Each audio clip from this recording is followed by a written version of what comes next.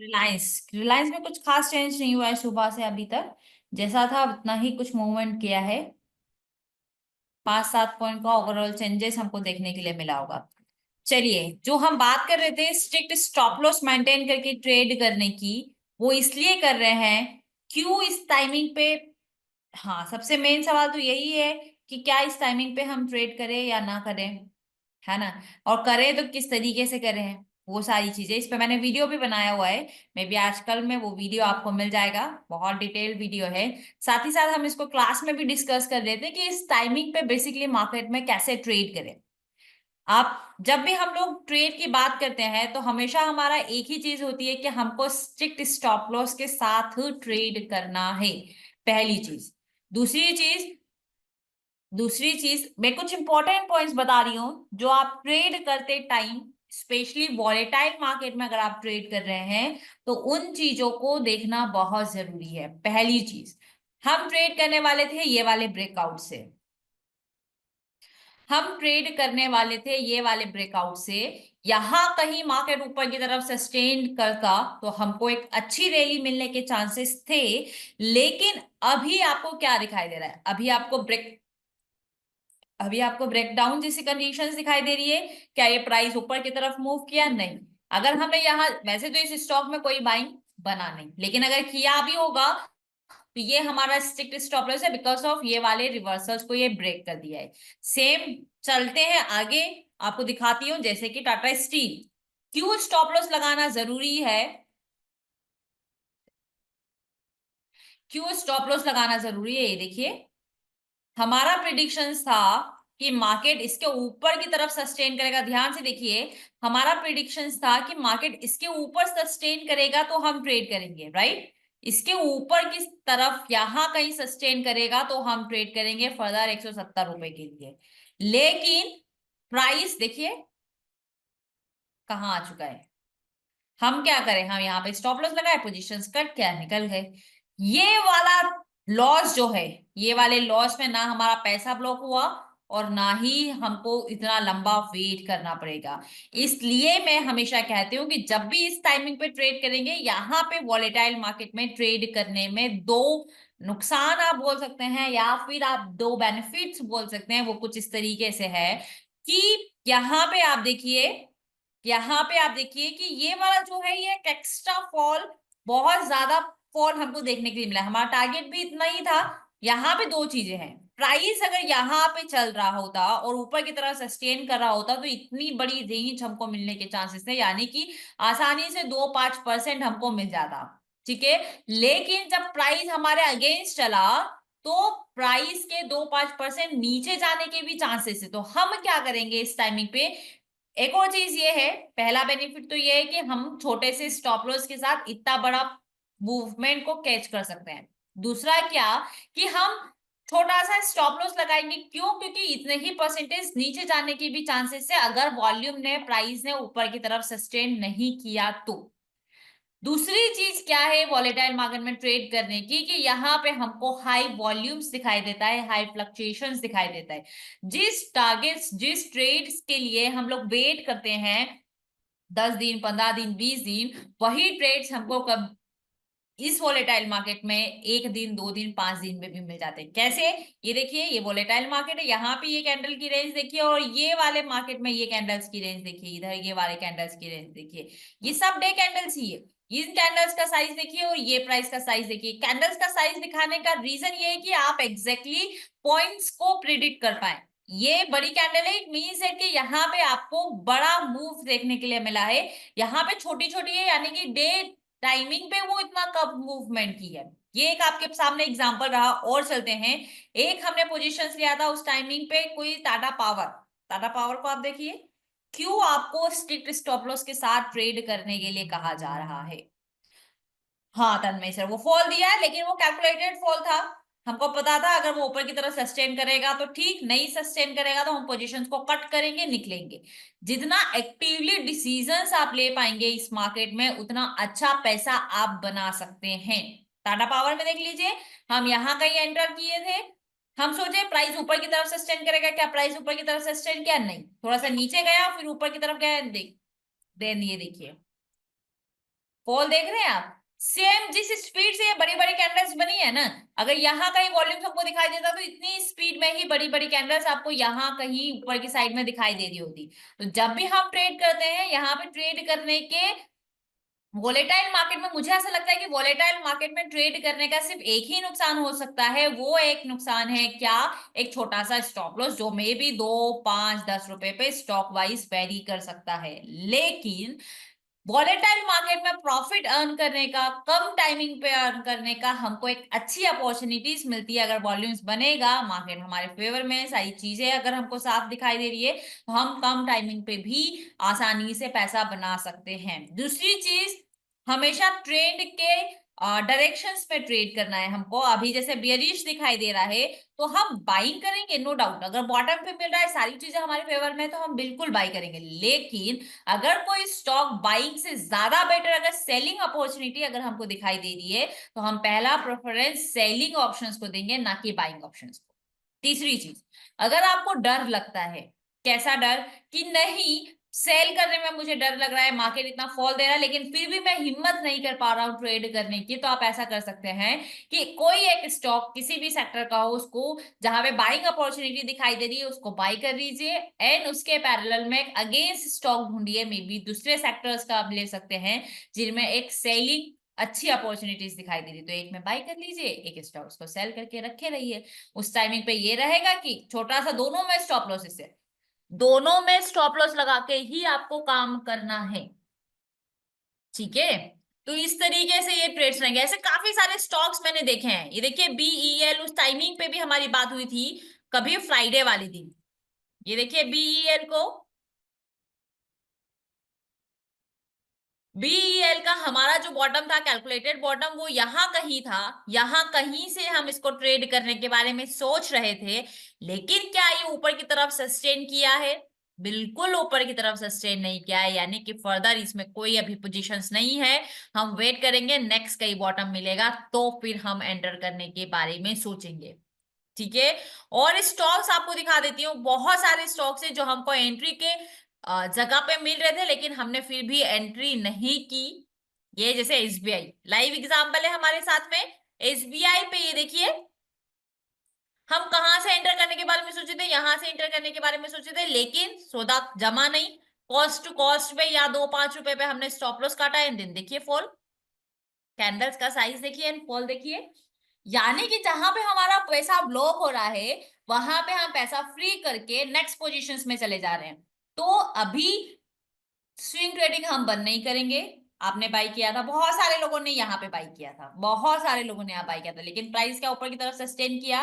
बिल्कुल सस्टेन नहीं किया। यहाँ पे हमने पोजीशंस कट किया और निकल गए। ये एक अच्छा सपोर्ट था, लेकिन सपोर्ट को ब्रेक किया। जब भी सपोर्ट को ब्रेक करता है तो एक थोड़ा बड़ा मूव आने के चांसेस होते हैं, देन फिर रिकवरी मिलने के चांसेस होते हैं। तो हमारा अभी भी यही डिसीजन है कि ठीक है, नेक्स्ट अच्छा बॉटम मिलेगा तो हम ट्रेड करेंगे, या बॉटम से पहले ही रिवर्स हो जाएगा तो मार्केट यहाँ कहीं ऊपर की तरफ सस्टेन करेगा तो हम ट्रेड लेने के बारे में सोचेंगे। तो स्विंग ट्रेडिंग इस टाइमिंग पे करने के किस तरीके से की जाए, करेंगे तो बिल्कुल करेंगे, लेकिन कैसे करेंगे उसके कुछ पॉइंट्स जो अभी हमने डिस्कस किए हैं उसको चाहे तो आप नोट कर लीजिए। पहली चीज, हमेशा आप ट्रेंड को फॉलो करिए, जिस डायरेक्शंस में आपको ट्रेंड्स दिखाई दे रहा है उस डायरेक्शंस में स्टॉक्स को फाइंड आउट करने की कोशिश करिए।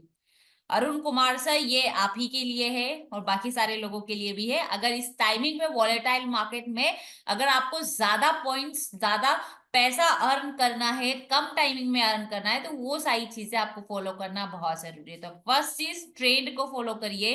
ट्रेंड यानी कि जबरदस्ती वाला ट्रेंड नहीं। अगर नेगेटिव ट्रेंड और कोई स्टॉक अगर आपको नहीं मिल रहा है बॉटम कंडीशन पे और फिर भी अगर आप सेल कर दे रहे हैं तो गलत है।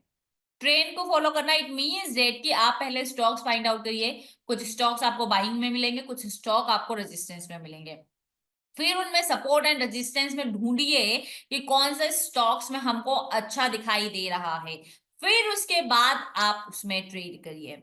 हाँ, अगर आप एसआईपी करते हैं तो ये सबसे बेस्ट जोन है एसआईपी करने का, सच बता रहे हैं। जब निफ्टी 24,500 25,000 रुपए के आसपास चल रहा था, 24,500 के आसपास चल रहा था, तब से आपको एसआईपी करना स्टार्ट कर देना था। चाहे आप एसआईपी किसी में भी करें, म्यूचुअल फंड्स में करें, स्टॉक्स में करें, ईटीएफ में करें, किसी में भी एक्स वाई से जहां आपको कंफर्टेबल लगता है वहां एसआईपी करिए, क्योंकि एसआईपी का गोल्डन रूल यही है कि एसआईपी गिरते हुए मार्केट में ज्यादा रिटर्न्स देता है कंपैरिजन टू बढ़ते हुए मार्केट में, और ये फैक्ट है। यकीन ना हो तो मेरी ही चैनल पे आपको एक वीडियो मिल जाएगी विथ कैलकुलेशंस, वहां पे हमने प्रॉपर कैलकुलेशंस किया है कि क्यों एसआईपी गिरते हुए मार्केट में ज्यादा रिटर्न्स देती है। तो वो वीडियो देखेंगे तो शायद आपको समझ में आएगा। अगर आपको लग रहा है कि कोई स्टॉक बेहतरीन है, जैसे कि टाटा स्टील हो गया, टाटा पावर हो गया, एसबीआई हो गया, एचडीएफसी बैंक हो गया, बहुत सारे स्टॉक्स हैं आपके पास जो वॉल्यूम्स वाले स्टॉक भी है, जो साल भर में बहुत अच्छा परफॉर्म भी करते हैं, तो इन स्टॉक्स में एसआईपी करना स्टार्ट कर दीजिए, कोई बुराई नहीं है। यहाँ पे आइए, यहाँ पे कुछ खरीद लीजिए, यहाँ पे आए, यहाँ पे कुछ खरीदा, यहाँ पे आए, यहाँ पे कुछ खरीदा, यहाँ पे मिल रहा है, यहाँ पे भी कुछ और खरीद लिया, और नीचे जा रहा है तो और कुछ खरीद लिया, और नीचे जा रहा है और कुछ खरीद लिया, और नीचे जा रहा है और खरीद लिया। ऐसे करते करते आप इसको हर महीना, हर 15 डेज में जैसे आपके पास पैसा आ रहा है वैसे आप उसको एसआईपी के रूप में इन्वेस्ट करते जाइए, बेहतरीन एवरेजिंग आपका बनेगा। और मार्केट गिर रहा है ना, तो मुझे ऐसा लगता है, ये मैंने लास्ट टाइम भी क्लास में डिस्कस किया था कि कोविड के बाद से कुछ फॉल हमको देखने के लिए मिल रहा है। अभी मार्केट ओवरऑल ऊपर ही जा रहा था, ऊपर ही जा रहा था, लेकिन अब एक्चुअल पैसा लगाने का टाइम आया है ना, तो अगर आप डरते हैं तो आप लोगों के लिए ये बेस्ट ऑप्शन है कि आप गिरते हुए मार्केट में थोड़ा थोड़ा इन्वेस्ट करते जाएं। अब स्टॉक्स कैसे पता करें, आपको किन स्टॉक्स में पैसा लगाना है, आप नए हैं, अगर आपको डेटा चेक करना आता है तो आप बिल्कुल फंडामेंटली जा सकते हैं। फंडामेंटल डेटा देखना नहीं आता है तो मेरे अकॉर्डिंग निफ्टी में, सॉरी निफ्टी में नहीं, जितने एफ एंड ओ में स्टॉक्स है 200 प्लस स्टॉक्स, उन स्टॉक्स को ट्रैक करना स्टार्ट करिए। देखिए कौन कौन से स्टॉक 30% 40% के आसपास करेक्ट हो चुके हैं, 20% के आसपास करेक्ट हो चुके हैं, 50% के आसपास करेक्ट हो चुके हैं। उन स्टॉक्स में थोड़ा थोड़ा पैसा लगाना शुरू कर दीजिए, चाहे वो एसआईपी आपके 200 रुपए से हो, चाहे एसआईपी आपके 500 रुपए से हो, डजेंट मैटर, लेकिन स्टॉक्स अच्छा होना चाहिए। स्टॉक्स अच्छा होना चाहिए यानी कि एफ एंड ओ में होना चाहिए, अच्छे वॉल्यूम्स होना चाहिए। जैसे कि अब आप कहेंगे कि आइडिया भी एफ एंड ओ में, उसमें पैसा लगा लेते हैं, छोटा सा स्टॉक है, ज्यादा क्वांटिटी आ जाएगी, तो ऐसी भी गलती आपको नहीं करनी है। जिन स्टॉक्स में अच्छा वॉल्यूम दिखाई दे रहा है, जिन स्टॉक्स में आपको दिखाई दे रहा है कि हाँ एक्चुअल में ये दम रखता है, जैसे कि हम बात करें किसकी, आईओसी की। आईओसी एक टाइम पे 180 रुपए चल रहा था, अभी आईओसी 120 रुपए चल रहा है। अभी बताइए, क्या आईओसी यहां से खरीदना लॉन्ग प्रोस्पेक्टिव के लिए बुरा है? नहीं ना। कुछ लोग तो 180 रुपए से खरीद के रखे हैं। जब मार्केट 180 रुपए चल रहा था, उनका व्यू ये रहा होगा कि मार्केट यहाँ से 200 रुपए जाएगा, 220 रुपए जाएगा, तो कुछ लोग तो 180 रुपए से भी खरीद के बैठे हैं ना। अभी प्राइस आ चुका है 120, क्या होगा, 120 रुपए से खरीदिए, अपॉर्चुनिटी है, यस। फिर नीचे आएगा, 100 रुपए आ जाएगा, फिर आप उसमें क्वांटिटी एड करिए, फिर अगर वो नीचे मिलता है फिर क्वांटिटी एड करिए। ये जो स्टॉक्स है, एक और चीज, न्यूज ठीक है, प्री डिसाइडेड होती है, पहले न्यूज आ जाती है, उसके बाद हमको मार्केट में gap up opening, gap down opening में उतना वॉल्यूम्स हमको दिखाई देता है, हमारे पास न्यूज लेट पहुंच पाती है। लेकिन आज कितनी तारीख हो चुकी है, 13, यूनियन बजट आने वाला है 1 तारीख के आसपास। वहां पे हम लोगों ने हर बार के बजट में देखा है कौन से सेक्टर्स ज्यादा फोकस में होते हैं, कौन से सेक्टर्स के स्टॉक्स ज्यादा फोकस में होते हैं, बताइए। रेलवे और फाइनेंस और बताइए, बस 3 4 लोग ही एक्टिव है क्या? ऑयल, पीएसयू और इंफ्रा और ठीक है, फाइनेंशियल, पावर, ईवी और काम हो गया ना आपका स्टील। कौन कौन से नाम मैंने कहे, देख लीजिए, फिर से पढ़ के बता देती हूँ। बैंकिंग, पावर, पीएसयू और है ईवी, और इन्होंने कहा इंफ्रा और रेलवे। बस आपको करना क्या है, इन सब सेक्टर में कोई ना कोई स्टॉक्स आपको 20% 30% के करेक्शन पे मिल ही जाएगा। बस in defence, yes defence sector also included. तो आपको बस ये सब नाम नोट कर लीजिए जो मैंने कहा है, नहीं तो ये वाला वीडियो फिर से जाके देख लीजिएगा, और फिर पेन और पेपर में इन स्टॉक्स को नोट करके रखेगा। अगर आप सच में पैसा कमाना चाहते हैं, तो सच में चाहते हैं कि नहीं, पोर्टफोलियो से long investing, long term invest करके अगर आपको पैसा बनाना है, चाहते हैं कि नहीं स्टॉक्स में सच में हमको भी बॉटम मिले, हम भी उस बॉटम का फायदा उठा सके, तो इन सेक्टर्स को आप नोट कर लीजिए। इस सेक्टर्स के अच्छे अच्छे स्टॉक्स को अपने लिस्ट में ऐड कर लीजिए। जब हम स्टॉक्स का सिलेक्शंस करते हैं तो कुछ इसी प्रोसेस को फॉलो करना होता है। ऐसा कोई शॉर्ट नहीं है या अलादीन वाला जीन नहीं है कि आपने घिसा और स्टॉक आपके हाथ में आ जाएगा, नहीं। आपको थोड़ा सा मेहनत करना होगा। मेहनत वो कुछ इस तरीके से रहेगा कि सबसे फर्स्ट यूनियन बजट में अभी भी हमारे पास 20-22 दिन है। मार्केट ऑलमोस्ट यहाँ से काफी ज्यादा करेक्ट हो चुका है। निफ्टी अभी कितना चल रहा है? निफ्टी यहाँ पे चल रहा है 23,000 रुपए के आसपास। यहां से और फॉल दिखाई दे रहा है तो मुझे 21,800 या 22,000 रुपए के लेवल के आसपास दिखाई दे रहा है, यानी कि निफ्टी यहां से और 1,000 पॉइंट करेक्ट हो सकता है। अब 1,000 पॉइंट और करेक्ट होगा मतलब कि 1,000 पॉइंट करेक्शन के लिए उसके पास कितने दिन है? 1,000 पॉइंट करेक्ट होने के लिए उसके पास यहाँ से 20-25 दिन है। ठीक है, यहां से 1,000 पॉइंट गिरने के 20 से 25 दिन है। अब आज के अकॉर्डिंग अगर हम देखें, जनरली भी अगर हम देखें, आज निफ्टी 350 पॉइंट का फॉल किया है। अगर निफ्टी 150 पॉइंट 200 पॉइंट का भी फॉल कर रही है तो उसको 1,000 पॉइंट जाने में कितना टाइम लगेगा? 5 दिन, 10 दिन लग रहा है। ये 22,000 के लेवल के आसपास यहां से थमा, 24,500 के ऊपर क्लोजिंग दिया तो मार्केट थक जाएगा। नहीं थमा तो हमको लेवल 22,000 21,800 के आसपास दिखाई दे रहा है। वो एक अच्छा एंड मेजर सपोर्ट है। तो रिस्क लेना ही है तो टॉप वाले मार्केट से रिस्क लेने से बेस्ट है कि यहाँ पे रिस्क लिया जाए। अगर निफ्टी यहीं से उड़ गया तो शायद हो सकता है कि स्टॉक्स में, अभी बेसिकली स्टॉक्स में ज्यादा करेक्शंस देखने के लिए मिल रहा है। बीच में जो निफ्टी में करेक्शंस देखने के लिए मिला था उस टाइमिंग पे हमको स्टॉक्स में कुछ खासा करेक्शंस देखने के लिए नहीं मिला था, लेकिन अभी हमको निफ्टी के साथ साथ स्टॉक्स में तगड़ा करेक्शंस देखने के लिए मिल रहा है। उसका बेस्ट एग्जांपल है, मैं आपको दिखा देती हूँ, ये ड्राइंग क्लियर कर देती हूँ। ये देखिए, होम पे जाने के बाद यहाँ पे आप व्यू ऑल पे कर लीजिए और देखिए यहाँ एडवांस और डिक्लाइन में देखिए, डिक्लाइन में कितने स्टॉक्स है? 46 स्टॉक्स, एडवांस में 4 स्टॉक। सबसे बड़ी बात तो ये है, तो मैं कर देती हूँ फिल्टर। ये देखिए 6.5%, 5.5%, 4.5%, 4.5%, 4%, 3.5%, 3.5%। ठीक है, ये सब आज नेगेटिव इंपैक्ट दिए हैं, नेगेटिव क्लोजिंग हुई है ओपनिंग से। अब देखिए जो अच्छा परफॉर्म किए हैं वो बाइंग 4 स्टॉक्स है। 4 स्टॉक्स में भी देखिए ना के बराबर, ये भी ना के बराबर, 1% भी नहीं, 1% तो दूर, ½ % भी नहीं है दोनों स्टॉक। ये देखिए ½ % के आसपास कुछ, और ये देखिए अप्रोक्सीमेटली ½ % के आसपास। यानी कि निफ्टी 50 में फिलहाल ये 4 स्टॉक्स परफॉर्म किए हैं, वो भी ना के बराबर। तो अब एक्चुअल में फॉल हमको स्टॉक्स में दिखाई दे रहा है, तो कोई इशू नहीं है। खरीदारी करना है तो स्टॉक्स का सेक्टर वाइज स्टॉक्स को सिलेक्ट करिए, चेक करिए कि वो स्टॉक्स में कितना करेक्शंस हुआ है। जब आप लिस्ट बनाएंगे तो जितने मैंने सेक्टर्स बताए हैं उन हर सेक्टर में से, बिल्कुल शेखर सर ये वाली रिकॉर्डिंग अपलोड हो जाएगी और मेरा वीडियो भी आपको जल्दी मिल जाएगा। इस पे स्पेसिफिक 2-5 मिनट का भी मैं वीडियो आपको भेज दूंगी ताकि आपको ज्यादा प्रॉब्लम नहीं होगी। आपको कुछ नहीं करना है, सबसे फर्स्ट जो 4-5 सेक्टर्स बताए हैं, 4-5 सेक्टर में से 2-2 स्टॉक्स आपको निकाल लेने हैं।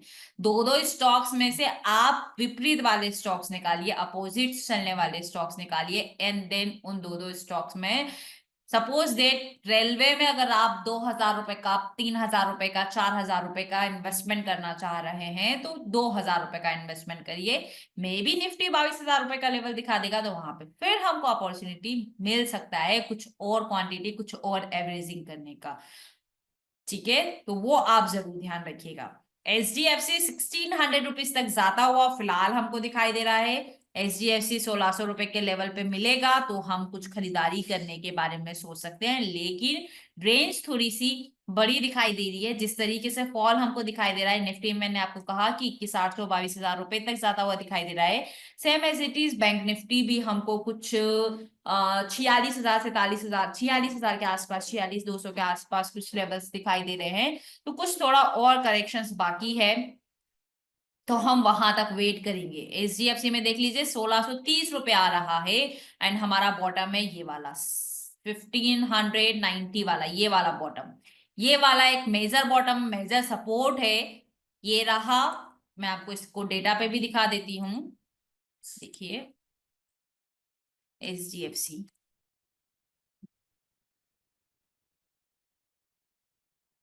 और ये मैं इसलिए बोल रही हूँ निफ्टी में, ये देख सकते हैं आप, निफ्टी भी पहले दिखा देती हूँ फिर SGFC पे बात करेंगे।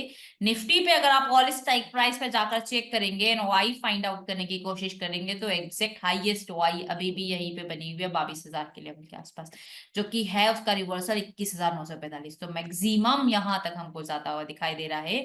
साथ ही साथ अगर हम टॉप की बात करें तो टॉप अगर आप देखेंगे तो 26,500 पे ओआई हाईएस्ट बनी हुई है, लेकिन ये धीरे धीरे नीचे की तरफ प्रेशराइज करी। ये लेवल तभी पॉसिबल है जब निफ्टी 24,500 के ऊपर के लेवल पे सस्टेन कर पाएगी, तो ये लेवल पॉसिबल है, अदरवाइज थोड़ा मुश्किल है। लेकिन जिस स्पीड से निफ्टी गिरी है उस स्पीड से अगर रिकवरी मिली तो बहुत जल्दी ये लेवल भी मिल सकता है, लेकिन जो जोन है उसको ब्रेक करना पड़ेगा, उसको सस्टेन करना पड़ेगा, तो ही ये पॉसिबिलिटी है।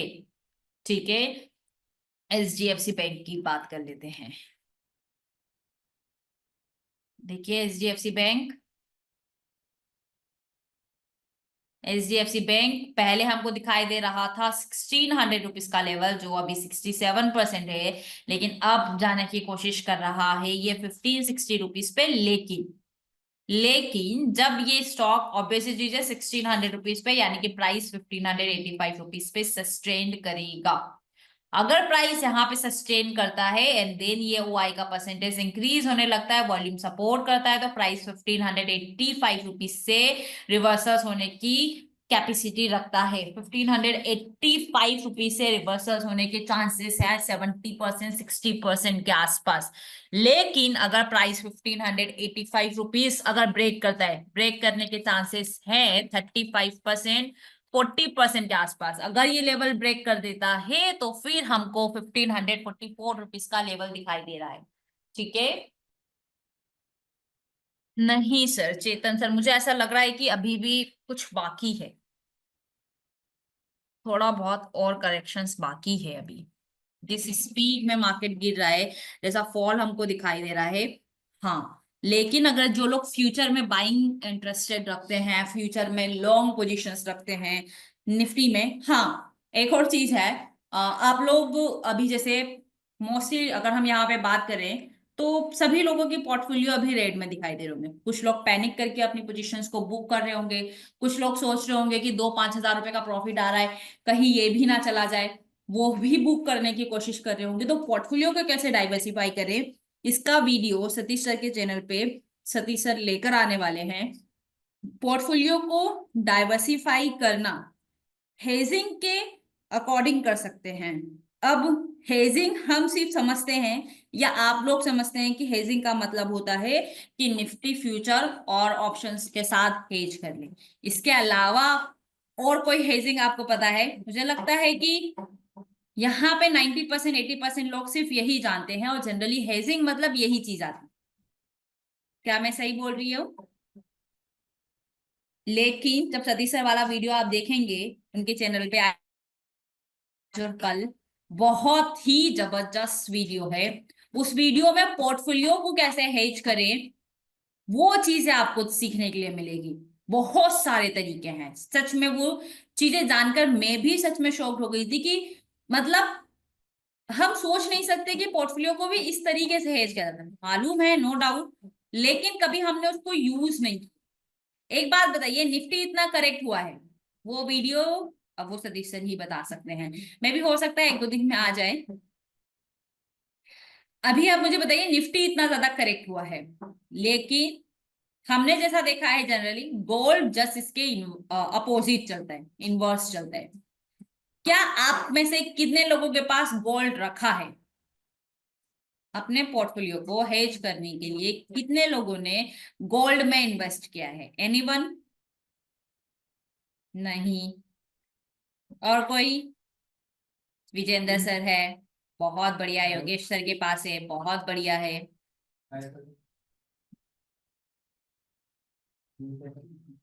गोल्ड बॉन्ड में इन्वेस्ट किया है, सिवेरियन गोल्ड बॉन्ड में इन्वेस्ट किया है, बेहतरीन है। जितेंद्र सर पूछ रहे हैं कौन सा स्टॉक ऐड करना है, वो भी आपको बिल्कुल जानने के लिए मिलेगा। ETF का गोल्ड है, बेहतरीन है। हमारे पास ऑप्शन है, क्या गोल्ड का रेट गिर रहा है? मार्केट इतना ज्यादा करेक्ट हुआ है, क्या गोल्ड का भाव सस्ता हुआ है? नहीं ना, वो तो वैसे ही भाग रहा है, ऑल टाइम हाई के आसपास चल रहा है। तो इस तरीके से हम अपने पोर्टफोलियो को हेज कर सकते हैं। ये हुआ एक की स्ट्रेटेजी। ऐसे सर ने 4 से 5 तरीके डिस्क्राइब किए हैं जिससे आप अपने पोर्टफोलियो को हेज कर सकते हैं। सच में बेहतरीन है। वो वीडियो जल्दी आ जाएगा तो आप उनके चैनल पे जाकर देख सकते हैं। बहुत सारे तरीके हैं हमारे पास, हम अलग अलग, जैसे एक और आपको एग्जांपल देती हूँ। FMGC सेक्टर का नाम सुना है, फार्मा सेक्टर का नाम सुना है। ये जब मार्केट में ज्यादा फ्लक्चुएशंस होता है तो इन फ्लक्चुएशंस के टाइमिंग पे ये डिफेंसिव स्टॉक्स की तरह काम करते हैं, जो हमारे पोर्टफोलियो को सपोर्ट करते हैं। मतलब कि जब मार्केट एक्स्ट्रा फॉल दे रहा होता है या एक्स्ट्रा मार्केट अप ट्रेंड में होता है तो ये एक स्टेबिलिटी के रूप में काम करते हैं। इनमें ज्यादा अप एंड डाउन्स नहीं देखने के लिए मिलते हैं। तो हम अपने पोर्टफोलियो में डिफेंसिव स्टॉक्स को ऐड करते हैं। क्या आपके पोर्टफोलियो में आपने ऐसा सोच के कोई डिफेंसिव स्टॉक्स ऐड किया है? क्या आपने ऐसा सोच के अपने पोर्टफोलियो में कोई डिफेंसिव स्टॉक्स ऐड किया है? हाँ, बाय तुक्का कोई डिफेंसिव सेक्टर, कोई FMGC सेक्टर का स्टॉक्स आपके पोर्टफोलियो में ऐड हुआ होगा। लेकिन अपने पोर्टफोलियो को हेज करने के लिए कोई डिफेंसिव सेक्टर्स को आपने ऐड किया है, या जब आप डिफेंसिव का शेयर ले रहे थे या FMGC या फार्मा का शेयर ले रहे थे तो ये सोच के आपने लिया था कि क्या पता कभी मार्केट फॉल देगा तो ये मुझे सपोर्ट करेगा? नहीं ना। क्यों? क्योंकि हमको मालूम है लेकिन हम करते नहीं है। विच स्टॉक्स टू एड डिफेंसिव, वो बिल्कुल बात की जाएगी। क्योंकि ऐसे टाइमिंग पे करना बहुत जरूरी है। आप ETF में इन्वेस्ट कर सकते हैं। ETF में बहुत सारे ऑप्शंस है आपके पास जो एक लॉन्ग विजन्स के लिए होंगे। ETF में डर लगता है ना, तो 2,000 3,000 रुपए का एक ऐसा इन्वेस्टमेंट जिसको आप लगाकर भूल सकते हैं, वैसा इन्वेस्टमेंट लगा के आप छोड़ दीजिए। उस इन्वेस्टमेंट से क्या होगा पता है? आपका पोर्टफोलियो भी सिक्योर हो जाएगा एंड आप डरेंगे भी नहीं। कोविड के टाइमिंग पे लिटरली मैं आपको बता रही हूँ कि उस टाइमिंग पे बस लोगों ने पोजीशंस लेकर, रैंडम कोई पोजीशंस लिया उस टाइम, उसके पहले मार्केट बस ऊपर चले जा रहा था, चले जा रहा था, उसके पहले बस पोजीशंस लिया। ये सोच के नहीं लिया कि पोर्टफोलियो गिरेगा तो क्या होगा, पोर्टफोलियो पॉजिटिव होगा तो क्या होगा। बस सेक्टर्स मिला और सेक्टर्स को ऐड करते गए, बस स्टॉक्स मिला, स्टॉक्स को ऐड करते गए, बस।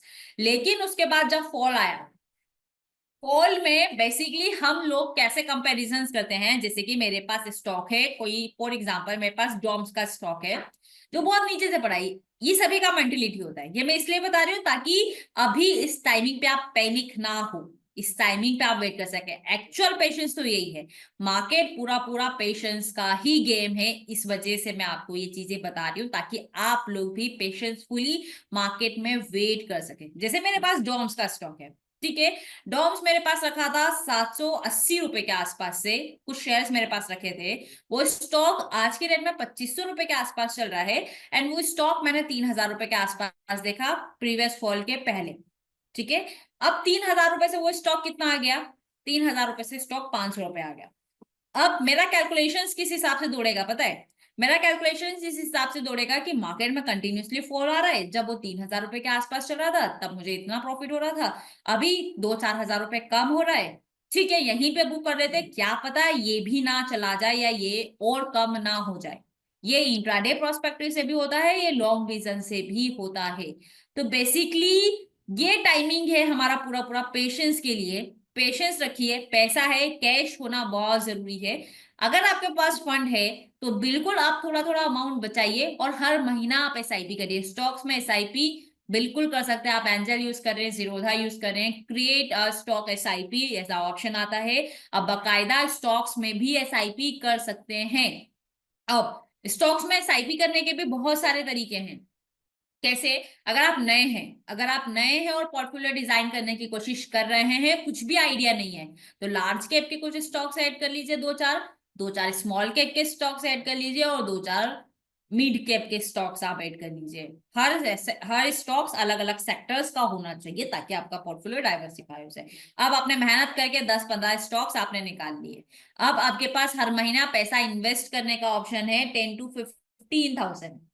ठीक है, हर महीना आपके पास इन्वेस्ट करने का, आप सैलरी से बचा रहे हैं, आपके पास इन्वेस्टमेंट है 10-15 हजार रुपए। आपको क्या करना है, बस हर महीना, चाहे प्राइस ऊपर जा रहा हो स्टॉक्स का, चाहे प्राइस नीचे जा रहा हो, आपको बस कंसिस्टेंसी के साथ उसमें हर महीना हर अलग अलग स्टॉक्स में जो 10,000 रुपए आप बचा रहे हो उसमें आपको इन्वेस्ट करते हुए जाना है। बस 6 महीना साल भर करिए, 10-10 हजार रुपए करके साल भर करेंगे तो 1,20,000 रुपया कब आपका मार्केट में इन्वेस्ट हो जाएगा आपको पता भी नहीं चलेगा।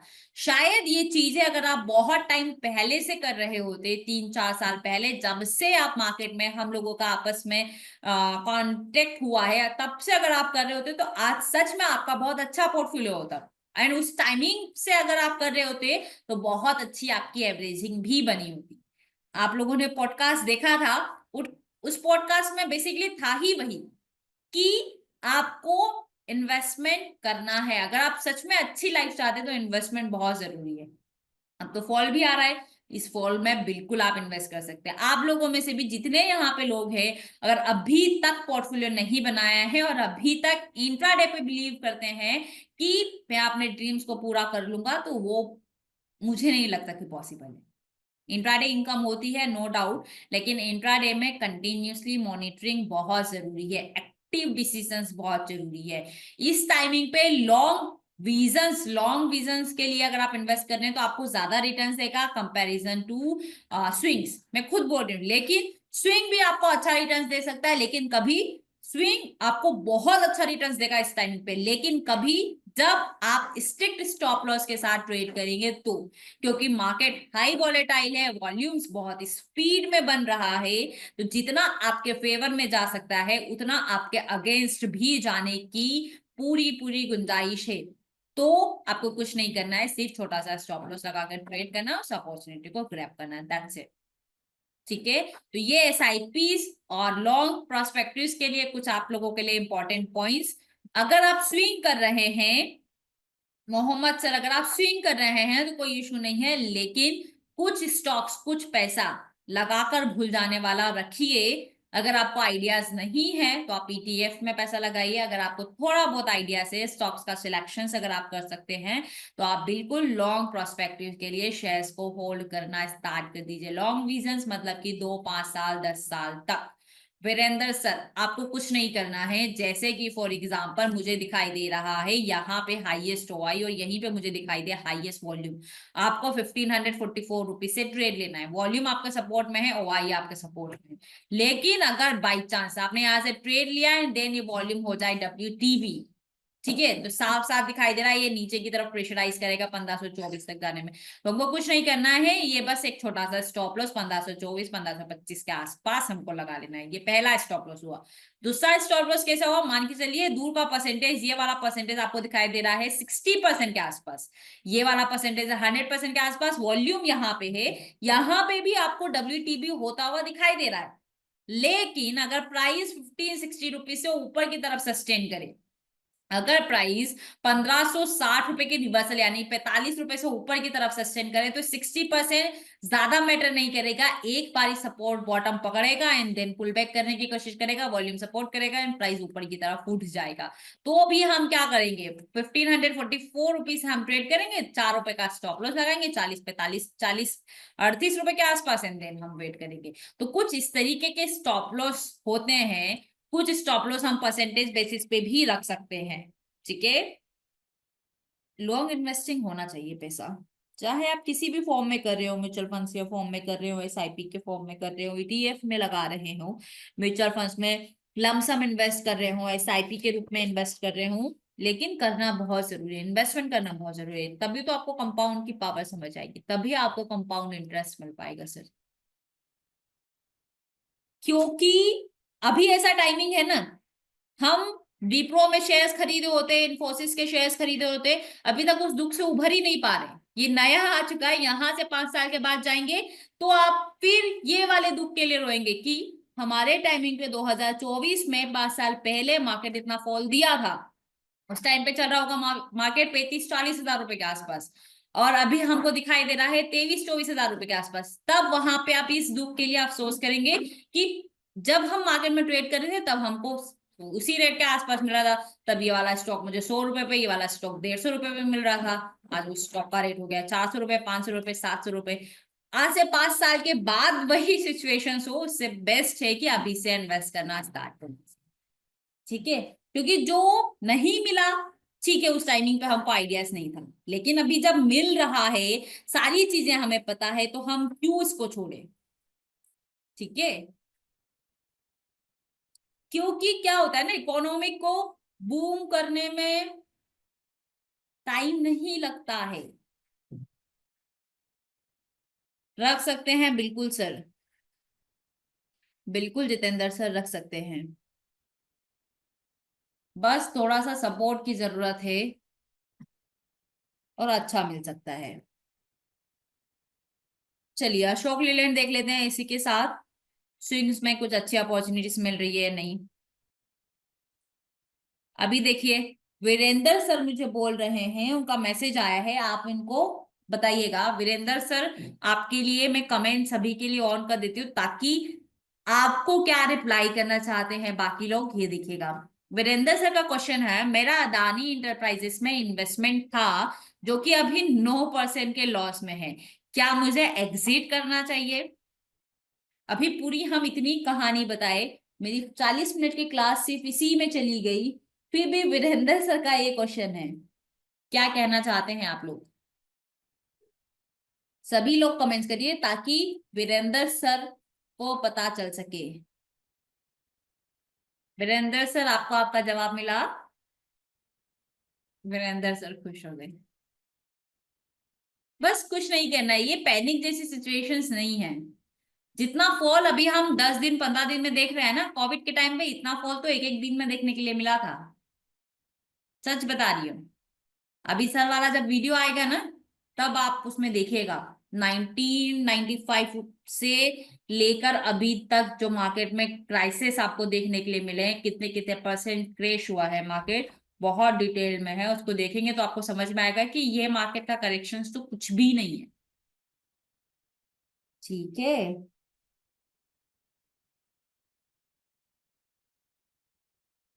चलिए बात कर लेते हैं अशोक लीलैंड की।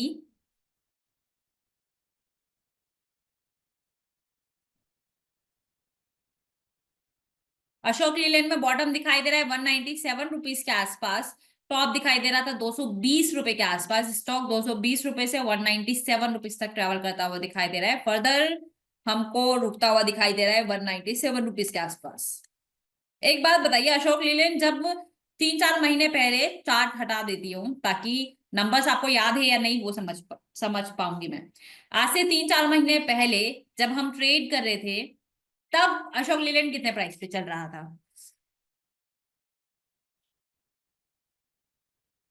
कितने लोगों को पता है। चार्ट नहीं देखना है, चीटिंग नहीं करना है, बिना चीटिंग के बताना है। अभिषेक सर को नहीं पता है, आदित्य वर्मा सर तो बहुत, शिवनंदा सर आपका करेक्ट आंसर है, और सोनू सर करेक्ट आंसर है, राजीव सर गलत आंसर है, नीलेश सर को नहीं मालूम है। ठीक है, और नहीं पता। हम हमें ये जिन लोगों को इसलिए पता है क्योंकि हम लोग उस टाइमिंग पे अशोक लेलैंड में ट्रेड लिए थे, याद हो तो हमारा एंट्री पॉइंट बना था 250 रुपीज का रिवर्सल, आई थिंक 247 रुपीज के आसपास। क्या मैं सही हूं, 4 महीने पहले।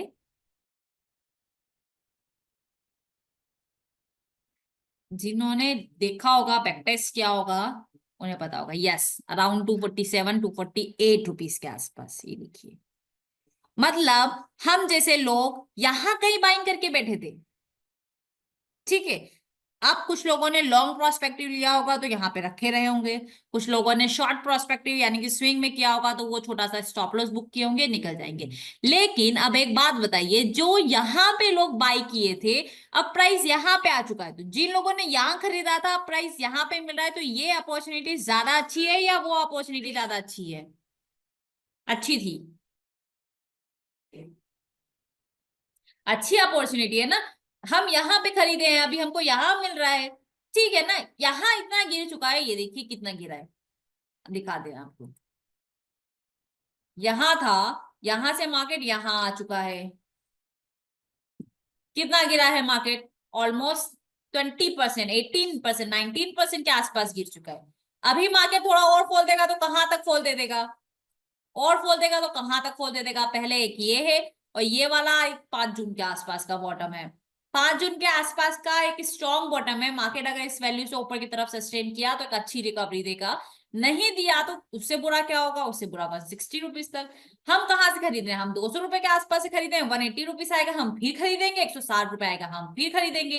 कितना एवरेजिंग बन जाएगा? एक बात बताइए, आपने 200 रुपए से खरीदा, प्राइस आ गया 180 रुपए, आपने फिर खरीदा, एवरेजिंग कितना हुआ? 190 रुपए का। फिर मार्केट आ गया 160 रुपए पे, आपने फिर खरीदा, एवरेजिंग कितना हुआ? तो 70 रुपए का एवरेजिंग हुआ। यानी कि लॉस कितना होगा आपको? 10 पॉइंट का लॉस होगा ना सिर्फ आपको। ये भी तो समझिए, आप 200 रुपए से खरीद रहे थे, प्राइस 160 रुपए पे आ गया, तो आपका एवरेजिंग कितना हुआ? फिर से बताऊं, आपने फॉर एग्जाम्पल 200 रुपए से यहाँ पे कुछ क्वांटिटी खरीदी, प्राइस आ गया 180 रुपए, यहाँ कहीं आपने फिर क्वांटिटी ऐड की, 200 रुपए से 180 रुपए पे फिर क्वांटिटी ऐड करेंगे, same quantity, number of quantity अगर ऐड करेंगे तो एवरेजिंग होगा तो कितना हो जाएगा? 20 पॉइंट्स का जस्ट हाफ, 10 रुपीज, यानी कि 180 प्लस 10 मतलब कि 190 रुपीज का है, ठीक है, 190 रुपीज का। फिर प्राइस 160 रुपए आ जाएगा, फिर वहां से आप एवरेज करेंगे, तो 200 रुपए के कंपैरिजन में तो आपका एवरेजिंग नीचे की तरफ जाता जा रहा है ना, क्वांटिटीज आपकी बढ़ती जा रही है। जो पैसा हम बल्क में नहीं लगा सकते थे, वो पैसा हम छोटे छोटे टुकड़ों में लगा पा रहे हैं, और हमको पता भी नहीं चल पा रहा है कि हम इतना अच्छा एवरेजिंग कर पा रहे हैं। जिन लोगों ने यहां से ट्रेड किया था 250 रुपीज पे, उन्होंने फिर 220 रुपए पे एवरेज करना चाहिए उनको, फिर इधर आके एवरेज करना चाहिए, फिर इधर आके एवरेज करना चाहिए, फिर नीचे आएगा और एवरेज करना चाहिए। 10-10 क्वांटिटी से भी एवरेज कर रहे हैं ना, तो 50, 60, 100 क्वांटिटी आपके पास हो जानी है। जो पैसा शायद ही आप कभी किसी स्टॉक में 25-50 हजार रुपया लगाने के बारे में लॉन्ग प्रोस्पेक्टिव के लिए सोच पा रहे होंगे, वही पैसा छोटा मोटा करके आप एक स्टॉक्स में लगा पाएंगे। एवरेजिंग भी कम बनेगा, और हमको उस चीज का बेनिफिट भी मिलेगा। प्राइस 160 रुपए से 175 रुपए का एवरेजिंग बना, अच्छी बात है। और प्राइस नीचे आएगा, जहां पे हमको 160 रुपए से 200 यानी 40 पॉइंट का लॉस हो रहा था, वहां पे सिर्फ 15 पॉइंट का लॉस हो जाएगा। दूसरी चीज, जहां पे क्वांटिटी हमारी कम थी, वही क्वांटिटी हमारी नीचे से और बढ़ती हुई चली जाएगी। तो ये चीजें हमारे लिए ज्यादा बेहतरीन रिटर्न्स देती है। चलिए, ये तो हुई हमारी ये वाली बात। अब देख लेते हैं यहाँ कहीं 220 रुपए का हमको बॉटम टॉप दिखाई दे रहा था, यानी कि यहाँ कहीं, एंड बॉटम हमको जो दिखाई दे रहा है वो है 197 रुपीज के आसपास, यानी कि यहाँ कहीं। ये देखिए, स्टॉक स्टार्ट हुआ था 31 दिसंबर, 1 जनवरी के आसपास स्टॉक थोड़ा सा ऊपर गया, देन कंटिन्यूसली फॉल दे रहा है। फॉल आने के बाद मार्केट को यहाँ कहीं सस्टेन करना चाहिए, मार्केट को यहाँ कहीं सस्टेन करना चाहिए। ये एक अच्छा सपोर्ट है 195 रुपीज का अशोक लीलैंड के लिए। ये पॉइंट्स आप नोट कर लीजिए। अगर स्टॉक 195 रुपीज के आसपास यहाँ कहीं मिले, और कुछ इस तरीके से हो, बता देते हैं आपको। वैसे यही इसका रिवर्सल वैल्यू से, अगर प्राइस यहाँ पे एक अच्छी बाइंग अपॉर्चुनिटीज मिले, प्राइस इसको नीचे की तरफ ब्रेक ना कर पाए, यहाँ पे एक अच्छी वॉल्यूम्स हमको दिखाई दे, वॉल्यूम्स के साथ अगर प्राइस ऊपर चलता हुआ दिखाई दे, तो हमको ये यहाँ तक जाता हुआ दिखाई देगा अगेन, ये वाले टारगेट्स के लिए फर्स्ट, देन ये वाले टारगेट्स के लिए सेकेंड, ठीक है। 195 रुपीज एक अच्छा बॉटम है, लेकिन 195 रुपीज ब्रेक किया तो स्टॉक धड़ धड़ टूट सकता है, बिकॉज ऑफ 5 जून। उसके पहले भी ये एक बॉटम लगा चुका है, उस बॉटम से अच्छी रैली हमको देखने के लिए मिली है। जितनी स्पीड में हमको अच्छी रैली देखने के लिए मिली है, उतनी ही स्पीड में हमको डाउनफॉल भी मिल सकता है। सो स्विंग प्रोस्पेक्टिव के लिए जा रहे हैं तो छोटा सा स्टॉप लॉस लगाइए, दैट्स इट। 195 रुपीज पे ट्रेड कर रहे हैं, 193 रुपीज का स्टॉप लॉस लगाइए, और पोजीशंस को छोड़ दीजिए। स्विंग होगा तो क्या होगा? ज्यादा से ज्यादा 2 रुपए का स्टॉप लॉस। कितना पैसा लगा सकते हैं? 100 क्वांटिटी ले सकते हैं, 200 क्वांटिटी ले सकते हैं, मैक्सिमम 500 क्वांटिटी ले सकते हैं। 2 रुपए का लॉस जाएगा तो 1000 रुपए का लॉस होगा। प्रॉफिट होना है तो कितना होगा? 500 मल्टीप्लाइड बाई 10 भी मिल रहा है तो 5000 रुपए तक के प्रॉफिट आने के चांसेस हैं। तो आपको बस इतना ही करना, 1000 रुपए का लॉस, 5000 रुपए का प्रॉफिट, दैट्स इट। उसके अलावा आपको कुछ नहीं करना है। ये एक अच्छी अपॉर्चुनिटी है, ठीक है। बस स्विंग में ऐसे ही ट्रेड करने, स्विंग में हमको ज्यादा अच्छे मौके मिलते हैं। बहुत सारे लोग इस टाइमिंग पे क्विट कर देते हैं, लेकिन ये बहुत अच्छे मौके हैं जल्दी पैसा कमाने के, जल्दी रिटर्न्स मिलने के चांसेस रहते हैं इसमें, ठीक है। तो बस पैनिक नहीं होना है, मार्केट में वेट करना है, सस्टेन होना चाहिए, स्ट्रिक्ट स्टॉप लॉस का वेट करना चाहिए। अगर ये सारी चीजें आपके फेवर में है तो बिल्कुल ट्रेड करिए।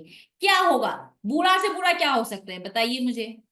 अगर चलिए मार्केट तोड़ तोड़ा के बहुत ज्यादा नीचे गिर जाए, निफ्टी आ जाए कितना 20,000 रुपए के लेवल पे, क्या होगा बुरा,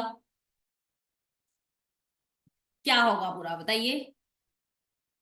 अगर निफ्टी सब तोड़ के, अगर आपने बाई किया यहां से, या आप पोजीशंस को सेल कर रहे हैं या पोजीशंस को बाई कर रहे हैं, आपके फेवर में ना चल के मार्केट आपके अगेंस्ट चला जाए, और अगेंस्ट इतना जाए कि आपने सोचा भी नहीं होगा और सोच भी नहीं सकते, तो क्या होगा, ज्यादा से ज्यादा बुरा क्या होगा आपके साथ।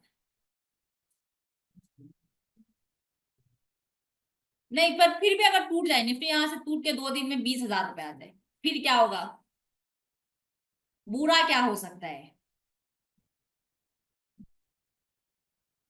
गलत जवाब शेखर सर। और बताइए। सोनू सरकार ठीक है, और बताइए। बस 2 ही लोग हैं, और एवरेज करेंगे आशीष सर,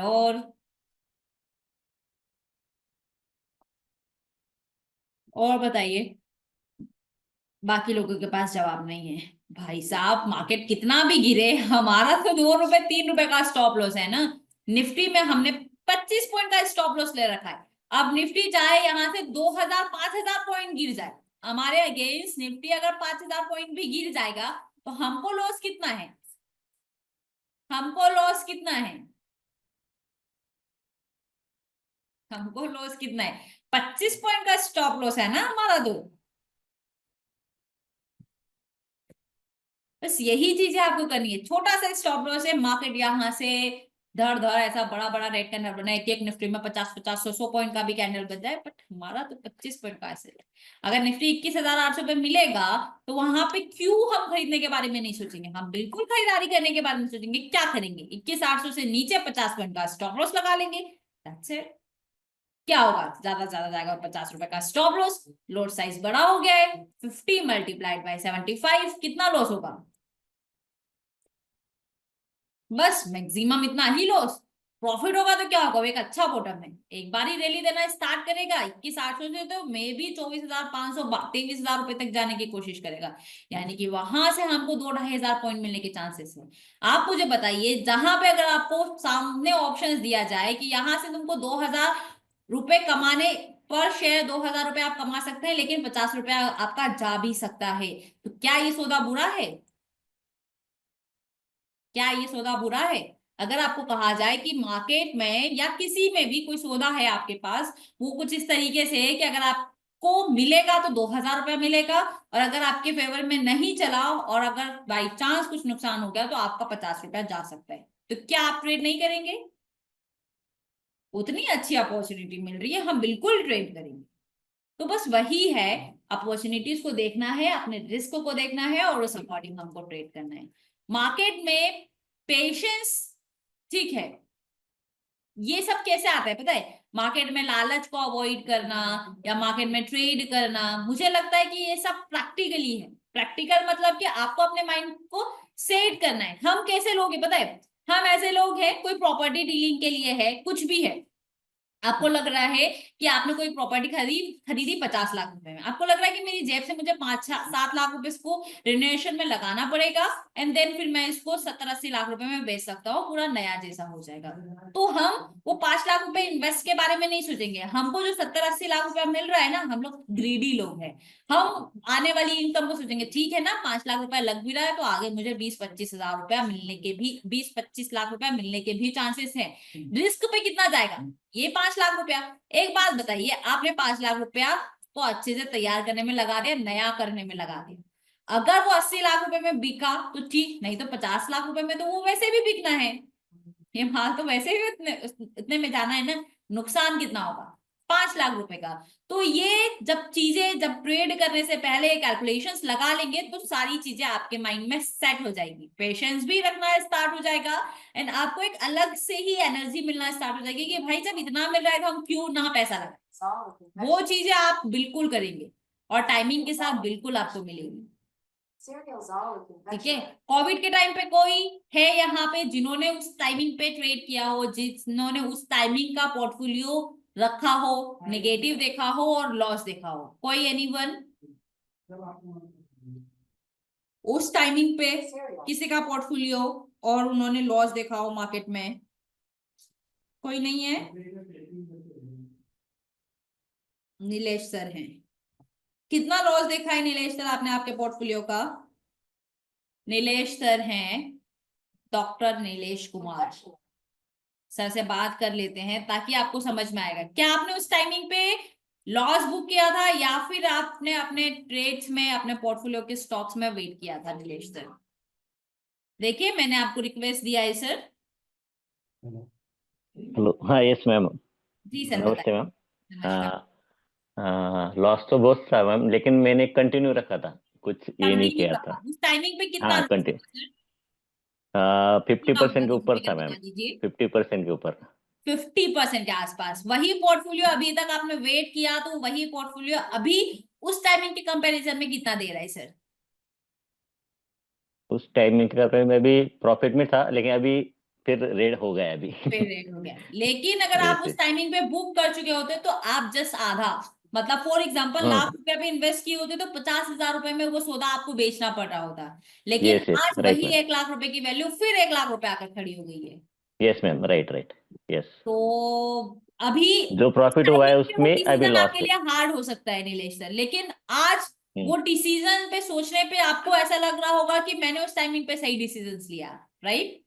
यस मैम, लेकिन मैंने उस टाइम पे कुछ ऐड किया नहीं नए से, इसके लिए मैं सोच रहा हूँ। उस टाइम ठीक, पे कोई कुछ ऐड दिक्कत किया नहीं है। होता। अभी वो हम्म। चीजें होता है ना, जब हमारे साथ हम्म। एक्सपीरियंस होती है तो चीजें हम एड ऑन हम्म। करते जाते हैं। अब आपके साथ कोविड वाला हो चुका है कि नहीं, आपको बेचना नहीं है, मार्केट ऊपर आ जाता है। अगर आपने इस टाइमिंग पे कोई पोजीशंस लिया होगा तो क्या आप उन पोजीशंस को बेचेंगे? नहीं मैम, नहीं बिल्कुल बेचेंगे। नहीं बेचेंगे। हाँ, उस नहीं। टाइमिंग पे ऐड नहीं किया है लेकिन इस टाइमिंग पे ऐड जरूर करेंगे। यस नेक्स्ट मैम, टाइमिंग जरूर पे अगर करते हैं। फिर ऐसा फॉल मिलेगा तो उस टाइमिंग पे आप क्वांटिटी भी ऐड करेंगे और आप बिल्कुल बकायदा पोजीशंस में भी बने रहेंगे। क्यों? क्योंकि ये यस सारी मैम। चीजें एक्सपीरियंस के साथ आती हैं। तो वही सारी चीजें आप लोगों के लिए भी है कि मार्केट में वेट करिए। बियर मार्केट एक कंटिन्यूस फेज नहीं है, शॉर्ट टाइम ऑफ पीरियड के लिए रहता है। मे भी हो सकता है 1 दिन, 1 महीना, 6 महीना, 1 साल, लेकिन वो फिर से रिकवरी होती है और बिल्कुल मिलेगा। Yes thank you ma'am. So much Nilesh sir, thank yes, you. Yes ma'am. और मैम, आप डिफेंस के बारे में कुछ बोल रहे थे, डिफेंस हाँ, के स्टॉक्स के बारे डिफेंसिव में। Stocks yes. कौन कौन से? डिफेंसिव स्टॉक्स में आ जाता है एफएमजीसी और फार्मा। ये इसलिए बोला जाता है बिकॉज ऑफ ये जस्ट मार्केट के अगेंस्ट और स्टेबल की तरह बिहेव करते हुए हमको दिखाई देते हैं। मतलब जैसे एफएमजीसी, एफएमजीसी सेक्टर्स सबसे कम रिटर्न्स देने वाला स्टॉक्स है, एंड अप ट्रेंड में ना उतना ज्यादा आउट परफॉर्म करता है सर, और डाउन ट्रेंड में ना वो ज्यादा आउट परफॉर्म करके नीचे चला जाता है। ये एक स्टेबल जैसे होते हैं, इनमें दोनों तरफ से एक अच्छा वॉल्यूम्स हमको दिखाई देता है। तो जब हमारा पोर्टफोलियो नेगेटिव होता है ना, तो हम एफएमजीसी में जैसे कि जो डेली यूज में कंपनीज हो गई, जैसे कॉलपाल हो गया, ऐसे स्टॉक्स, हिंदुस्तान यूनिलीवर हो गया, ऐसे स्टॉक्स हम अपने पोर्टफोलियो में ऐड कर सकते हैं। यह हमारे पोर्टफोलियो के लिए डिफेंसिव स्टॉक्स की तरह काम करते हैं ऐसे। Okay ma'am, thank you ma'am. ठीक है, ओके सर। सो नीलेश सर की बात से आपको समझ में आ चुका होगा कि ये पैनिक वाला टाइम नहीं है, वेट करिए। निफ्टी मिलता है 21,800 के आसपास, बिल्कुल एक छोटे से स्टॉप लॉस के साथ फ्यूचर्स में लिया जाएगा, वो टाइम मिलेगा। ईटीएफ में लिया जाएगा। यहां तक मैं ऐसा बोलती हूँ, अगर आप इन्वेस्ट कर रहे हैं लॉन्ग प्रोस्पेक्टिव तो ये वाला लेवल भी बुरा नहीं है, यहाँ से पैसा लगाइए और 200 पॉइंट का करेक्शन होता है फिर पैसा लगाइए, और 500 पॉइंट का करेक्शन होता है फिर पैसा लगाइए, 21,800 पे आता है फिर पैसा लगाइए। फिर अगर वो 21,800 रुपए का लेवल ब्रेक कर देगा नीचे की साइड तो थोड़ा सा रुकिए, थमिए, क्योंकि वो लेवल स्ट्रॉन्ग लेवल है, और लेवल ब्रेक करने के बाद जो ब्रेक आता है वो 500, 1000 पॉइंट, 2000 पॉइंट का भी आ सकता है। तो ब्रेक करने के बाद थोड़ा सा वेट करिए, फिर नीचे आ रहा है, फिर पैसा ऐड करिए। इस तरीके से अपने पोर्टफोलियो को एवरेज करते हुए चले जाइए। तो ये रहा फिलहाल इस मार्केट में किस तरीके से आपको ट्रेड करना है। वैसे इस मार्केट को लेकर, अपने पोर्टफोलियो को लेकर, स्विंग ट्रेडिंग को लेकर 2 वीडियोस हैं। स्विंग ट्रेडिंग वाला वीडियो आपको मेरे चैनल पे मिल जाएगा, मे बी आज इवनिंग तक अपलोड हो जाएगा या कल तक अपलोड हो जाएगा। और पोर्टफोलियो को हेज कैसे करना है वो वाला वीडियो भी जल्दी ही सतीश सर वाले चैनल पे अपलोड हो जाएगा। वो दोनों वीडियो इसी से रिलेटेड है कि इस टाइमिंग पे कैसे एक्चुअल में ट्रेड किया जाए। तो वो वाला वीडियोस आप बिल्कुल जाकर देख सकते हैं। तो फिलहाल मेरी तरफ से इतना ही। कल तो मेरी लाइफ में भी क्लास होगी। हम बिल्कुल कल लाइव में कुछ स्टॉक्स को प्रेडिक्ट करेंगे।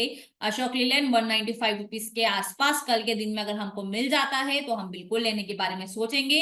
ये एक मेजर सपोर्ट है एंड मुझे लगता है कि इस सपोर्ट पे मार्केट कंसोलिडेट करेगा। इस सपोर्ट को अगर नीचे की तरफ ब्रेक करेगा तो फिर आपको स्टॉप लॉस लगाना है। इसलिए सबसे लास्ट एक स्ट्रिक्ट वार्निंग है कि एक्टिव डिसीजंस लीजिए। अगर आप मार्केट में ट्रेड लेके भूल जाते हैं तो फिर ये मार्केट आपके लिए नहीं है। इस टाइमिंग के लिए थोड़ा थम जाइए। लेकिन अगर आप एक्टिव डिसीजंस ले सकते हैं, मार्केट को मॉनिटर कर सकते हैं, लॉस बुक करना, लॉस यानी कि स्टॉप लॉस बुक करने की हिम्मत रखते हैं, तो बिल्कुल आप इस मार्केट में ट्रेड कर सकते हैं, ये चलते हुए मार्केट में, जो आपको एक अच्छा रिटर्न दे सकता है। फिलहाल मेरी तरफ से इतना ही। फिर हम लोग कल सुबह मिलेंगे, मेरी क्लास है 12 बजे के आसपास। उस टाइमिंग पे हम लाइव में स्टॉक्स को डिस्कशन करेंगे। ठीक है।